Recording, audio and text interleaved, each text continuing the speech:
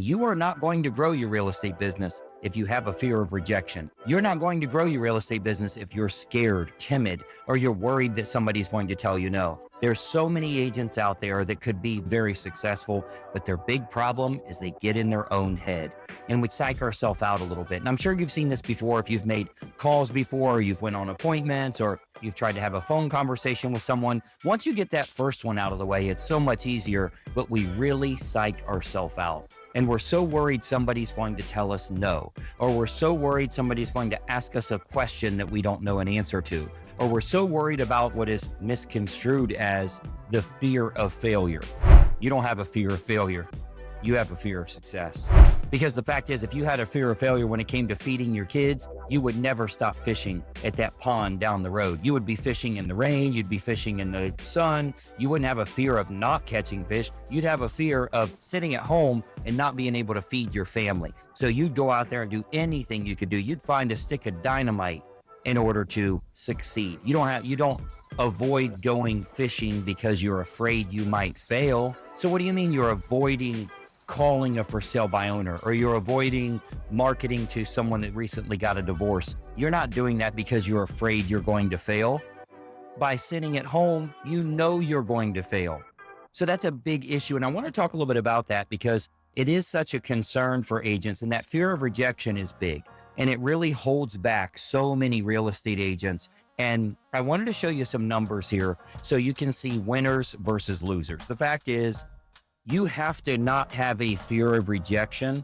You have to know rejection is going to happen. You can't have a fear of failure. You have to know that's part of the game. You're going to go out there and sometimes you strike out.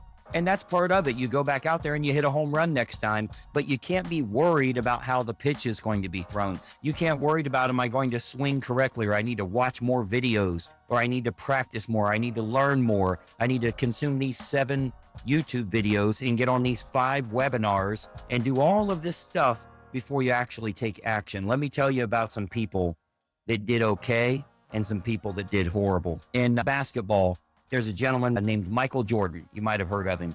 He had 12,192 successful baskets. Unbelievable. 12,000 times this guy hit the basket. Sometimes up close, sometimes far away, sometimes from half court. 12,192 times.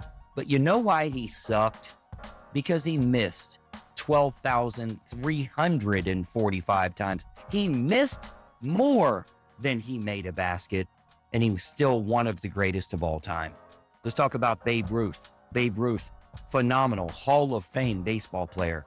He hit 714 home runs, and he struck out 1,330 times. He struck out almost twice as much. 1,330 times he went to the plate, was trusted to get that game-winning run, and he struck out 1,330 times. He went down in history as one of the best because he hit 700 home runs.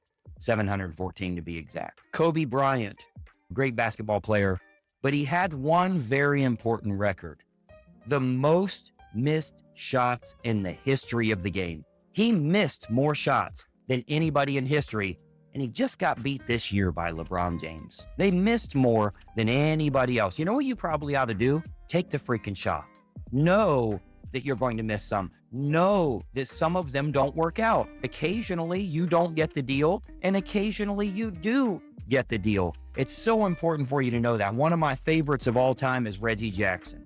You probably remember a great baseball player years ago, 563 home runs, 2,600 strikeouts. Exact numbers, 563 home runs. 2,597 times the dude struck out, put his head down, and walked back to the dugout in front of all of his team members. 2,597 times. But they called him Mr. October. I'm not a sports fan by any means, but I know winners when I see them, and I've done a lot of research on them as well. They called him Mr. October because during the playoffs, he swung extra hard. And what we always found was he either struck out really hard, or when he connected, that thing was gone. Maybe you ought to do exactly the same thing. Maybe you ought to be okay knowing that when you go on appointments, you are not going to get them all. If you go interview the top 5 agents in the country, wherever they're at, If you go enter the top 5 or go meet with the top 5 agents in the country, they will tell you that every day they have transactions. The seller chose someone else. The seller didn't want to work with them. The buyer chose to work with another agent. They got beat up on commission. Someone else offered a higher price for listing price, whatever that issue is. You know what they do? Go on the next freaking appointment, because even if you suck as bad as some of these people I've talked about, Michael Jordan, Babe Ruth, Reggie Jackson, Kobe Bryant, LeBron does suck. But on all the rest of them here, if you are that bad that you miss more than you hit, you're still going to be fine. If you go on 3 appointments this week, you're still going to be just fine. If you go on 3 appointments this week, guess what? You got at least 1 home run. And now we got to talk about how bad you are because you had 1 home run and 2 strikeouts. You know who we didn't talk about today? You know who we did not talk about at all? Jacob Hostetler. That's the dude that was sitting in the stands watching all these heroes play the game. The dude that had excuses as to why he's not playing. And there's thousands of them in the stand.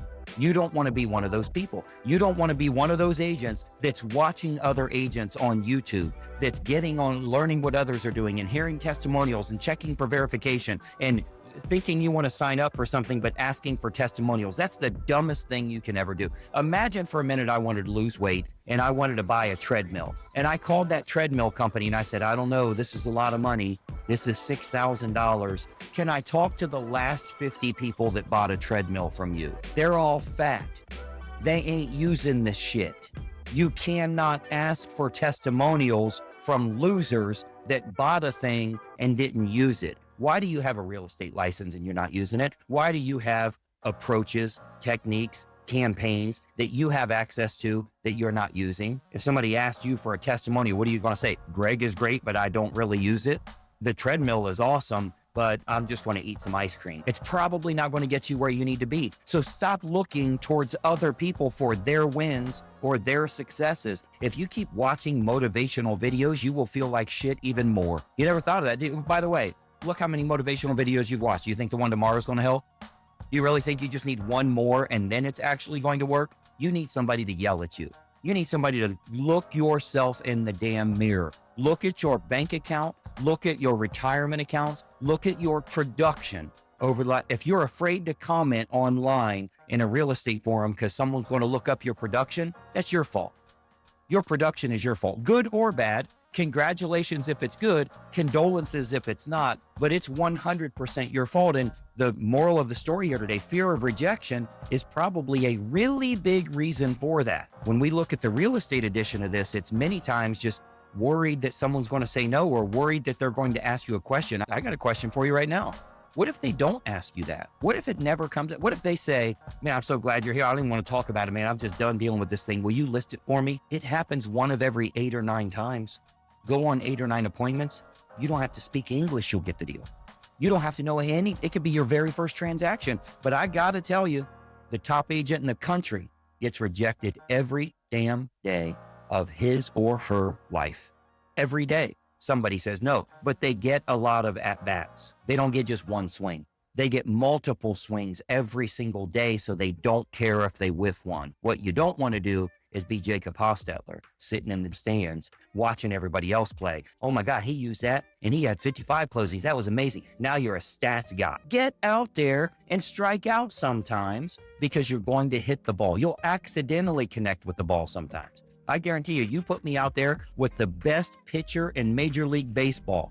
I guarantee you, if you give me 20 strikes, I'm going to connect on one. And that's the only video I'm putting on YouTube. I'm not going to show you my 199 strikes. I'm going to show you the one time I accidentally connected, because here's what I know. You could blindfold me and I'll connect once. You give me a couple 100 shots, I'll connect once, blindfolded. Doesn't mean I'm good. It just means I was at the right place at the right time and it happened to work out. I tried it so many times it accidentally worked once. Hey, it's Greg Luther, and listen, if you don't follow this channel, there's a good chance you're never going to see me again. I consistently put out regular content and it's extremely helpful for real estate agents to grow their business. I want to keep you up to date on what's working so that you're in the know and you can take action accordingly. So be sure that you like and comment here, but most importantly, make sure you follow, share, and subscribe to our channel so that you don't miss out on anything. I'm here to help you in growing your business, and I'd love to do so. Follow right now.